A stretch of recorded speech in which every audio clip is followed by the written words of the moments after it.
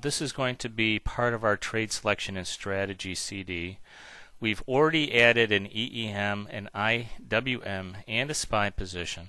Now we're going to take a look at the diamonds. The diamonds is the ETF for the Dow Jones Industrial Average. And if you take a look at the indices over here, you can see that the Dow Jones Industrial Average is at 127.76, 12,776. The diamonds try to mimic the price of the Dow Jones Industrial Average. It's about as close as it can get. There are some adjustments that are made, I guess, to the index itself, to the ETF. So,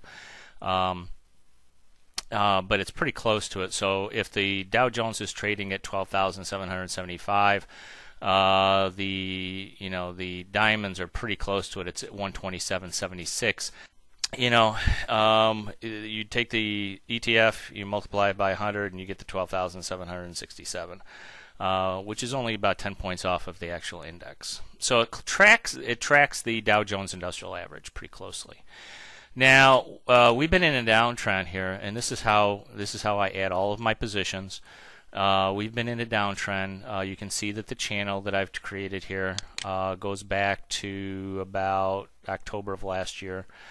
And what I like to do is, of course, now the positions that we had previous to this, were based on the support and the resistance lines in this channel, so that I could kind of determine where prices would probably fall into as we were going down into this down channel.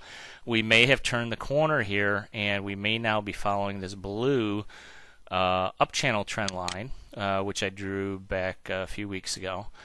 Because it looks like there were some points here that it actually hit, and there were some support points here that it actually came down to. So, this was a prior resistance point here, this 25%, 75% channel line, and it became support in here. So now that resistance has become support, I'm also thinking that perhaps the blue line now, the blue channel lines now is the new uptrend channel. So if that is the case, and it looks like we were starting a new uptrend here, I'd want to set my iron condor. I'm going to do an iron condor on the diamonds so that it's around 133 on the upside, because that's above the blue channel line. And these channel lines are only guidelines. I mean, the price can do anything it wants, really. It can go up, it can go way above this, it can go way below this. It doesn't really matter. But it's just because it's a very liquid market and there's many players in the market, things do tend to go in channels. So that's how we're going to play them. On 133 on the upside, 121 on the downside, 122 on the downside. Seems like it would be a good support level, 133 resistance. So that's how I've set this trade up.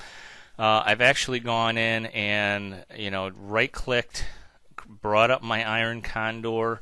I'm selling an iron condor. Let me just go back and delete this, and I'll show you exactly what I did here. I want to get up around the let's see, what did I say? 131 to 132 if I can get a decent price for it. That's fine. So we're going to right click on this. We're going to sell an iron condor. Now it brings up my call strike prices immediately. I've got the 131, 132, but I like to go 2 points apart, so I'll go 131, 133. And then on the put side, I think I said our support was right around 122 in that area, but we can go as high as 123, even 124.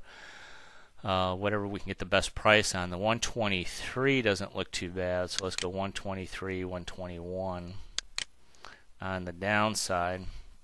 That gives us about an 86 cents credit, which is pretty good. Maybe a little bit rich. Maybe we can go a little bit higher on the upside, because I think there's more upside potential on this index than downside risk. So if we go 132, 134, and maybe we can even bring this up, because I like to be right around 70 cents here. Maybe bring this up to 124 and 122. So now we got about a 79 cent credit that we could get, and I think that's probably about right. We're going to do 3 contracts on this. we're going to, now the very next step, after we get this into our order entry window here, we're going to take a look and analyze it as a duplicate trade by itself, and take a look and see exactly where we are in our picture. If we like this picture, then we're going to go ahead and do the trade. But our break even is down here around 123.25 on the downside. On the upside, we're right around 132.82, which equates to 13,282 on the Dow. Let's just take a look at this again. And it looks like, you know, that wouldn't be too bad, 132.83. So we're up in here, which will probably hit before this expiration date. But you know what? As prices go up, we can also adjust our position as well. We just want to make sure we're getting a fairly decent credit on the downside, which we are. We're selling the 124 at $1.19. We're buying the 122 at 79, which should be fine.